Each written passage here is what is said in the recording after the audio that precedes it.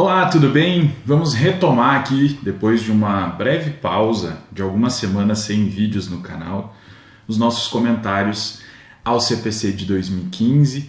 E hoje a gente começa a analisar o título 2 desse capítulo 4 em que nós estamos, do CPC, que trata do litisconsórcio. Nós começamos analisando o artigo 113. E antes de entrar na análise do texto legal, eu quero te convidar a conhecer a plataforma Juruadocs, que é a plataforma da editora Juruá, em que estão disponíveis lá os meus comentários ao Código de Processo Civil, condensados nesse livro escrito que você está vendo aqui atrás de mim, mas que também estão disponíveis nessa plataforma virtual, acessível de qualquer lugar. O link para acessar está aqui embaixo, juruadocs.com, você faz lá o seu cadastro e vai ser muito bom contar contigo lá na plataforma, em que você vai encontrar uma série de conteúdos relativos ao processo civil. Tudo o que você precisa, doutrina, jurisprudência, podcasts, vídeos, tá tudo lá à sua disposição, então venha conhecer a plataforma Juruadocs. Vamos lá então falar do artigo 113, que trata do litisconsórcio, mais especificamente do litisconsórcio facultativo. Ele disciplina o seguinte: duas ou mais pessoas podem litigar no mesmo processo, em conjunto, ativa ou passivamente, quando? Vamos parar por aqui antes de analisar lá os requisitos para a formação do litisconsórcio. É muito importante a gente conhecer o conceito. Então, quando a gente fala em litisconsórcio, nós estamos falando de duas ou mais pessoas no mesmo polo processual. Então, se nós temos dois ou mais autores, nós temos um litisconsórcio ativo. Se temos dois ou mais réus, temos um litisconsórcio passivo. E a doutrina também vai chamar de litisconsórcio misto quando nós temos dois ou mais autores e dois ou mais réus, ou seja, eu tenho pluralidade de partes tanto no polo ativo quanto no polo passivo. Isso é litisconsórcio. Pois bem, estabelecemos o conceito, vamos analisar agora quais são os requisitos. E a gente vai perceber uma coisa muito importante quando se trata de litisconsórcio. A base para o legislador autorizar aqui no artigo 113, que haja essa reunião de pessoas no mesmo polo processual, é basicamente para promover economia processual e segurança jurídica. Ou seja, eu vou juntar no mesmo polo processual pessoas que tenham alguma relação ou que tenham ali questões jurídicas que sejam relacionadas, porque isso vai promover economia processual, ou seja, dentro do mesmo processo eu vou discutir aquele fato e todos os fatos correlatos e que digam respeito a todas aquelas pessoas que estão relacionadas de alguma maneira àquele fato e àquela questão jurídica.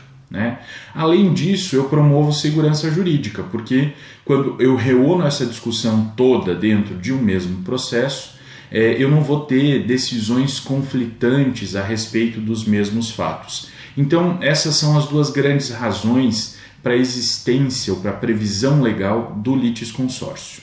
Ok?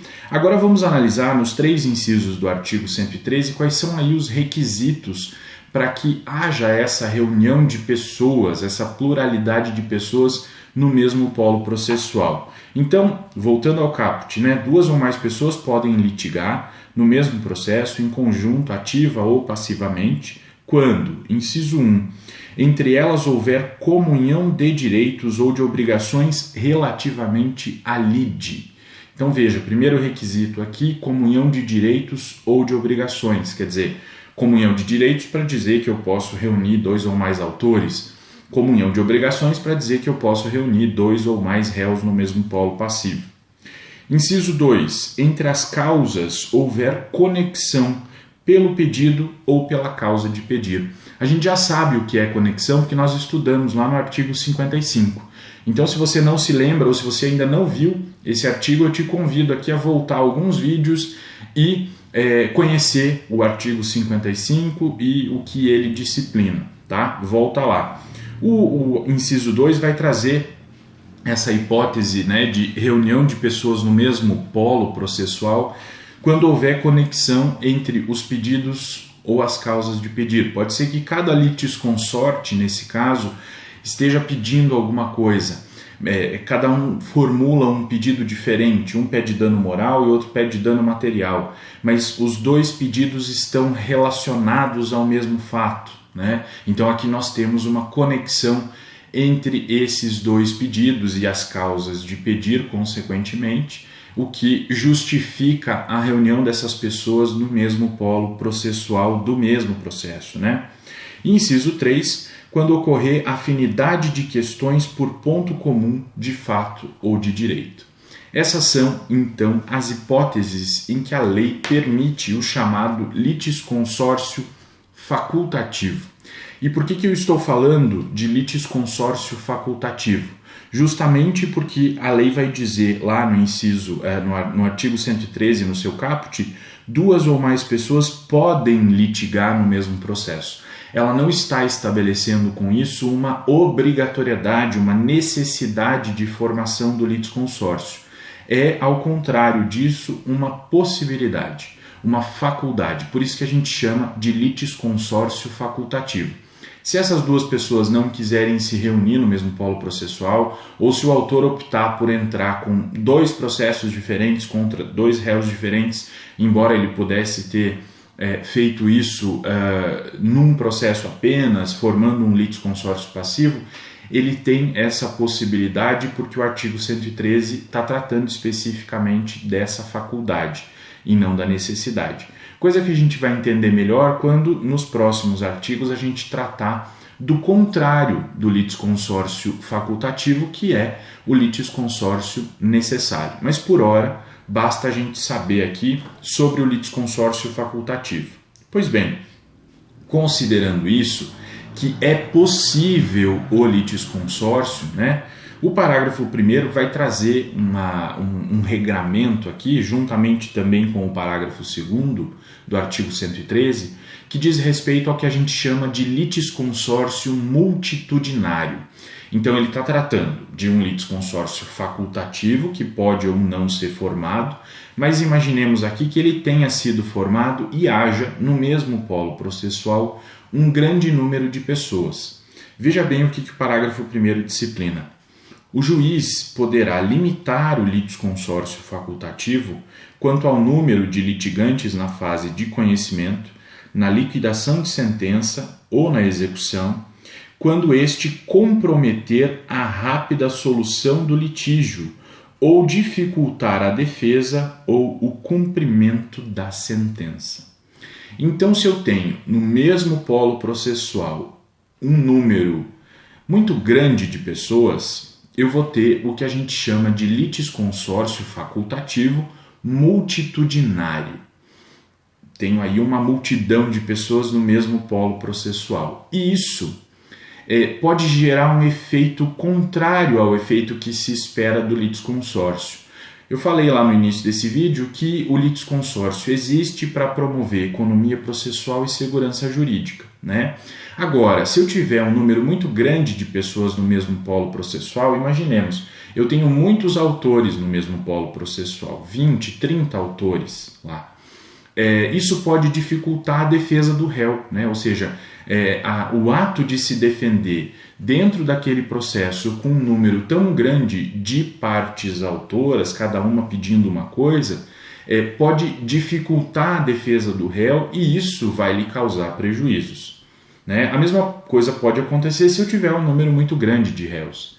E aí, o que é possível fazer nesse caso? É possível ao próprio juiz proceder à limitação do litisconsórcio multitudinário, ou seja, determinar que a parte autora emende a sua petição inicial e reproponha as causas dividindo aquele número, né, de litigantes em processos separados, em processos diferentes, porque aquela multidão toda vai prejudicar o desenvolvimento do processo e a defesa da parte contrária, né? Então o juiz pode fazer isso e também a parte ré pode fazer um requerimento.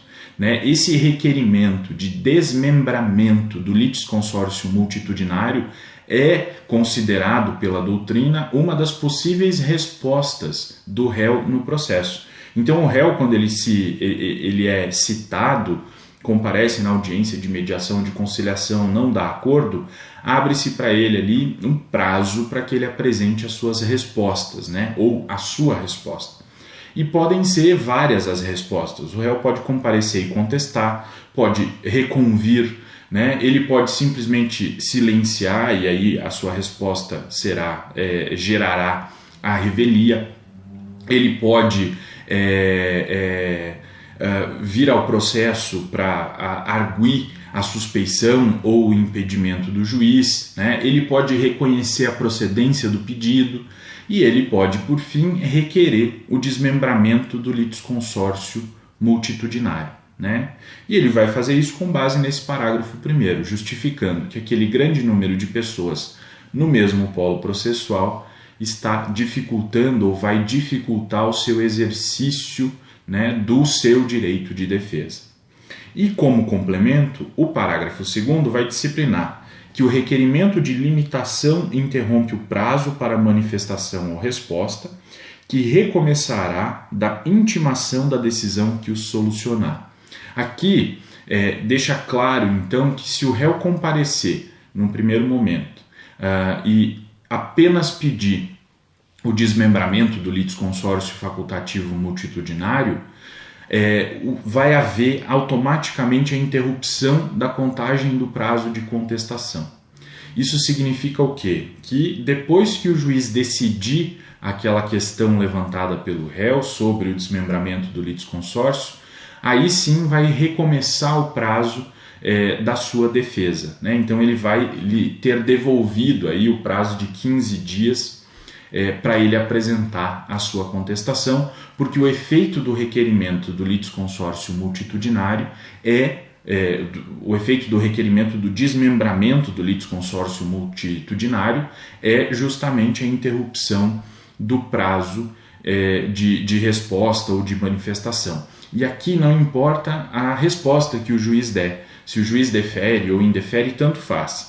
Porque o efeito de interromper o prazo para resposta ou para manifestação é um efeito do pedido de desmembramento do litisconsórcio multitudinário e não da decisão propriamente dita que virá a partir desse requerimento. Ok? Era isso o que nós tínhamos para tratar sobre o artigo 113. No artigo 114 nós vamos falar do litisconsórcio necessário, que é diferente desse que nós tratamos agora no artigo 113, ok? Fica ligado no canal, já sabe, né? Se você não é inscrito, se inscreva, deixe o seu like nesse vídeo, espalha ele por aí, convida pessoas a curtirem o canal para manter esse canal sempre vivo e cheio de gente, e ativa o sininho para receber notificações, porque toda semana, às vezes com um certo atraso, mas toda semana vai ter vídeo novo para você. Tá bom? Nos vemos na próxima. Até mais.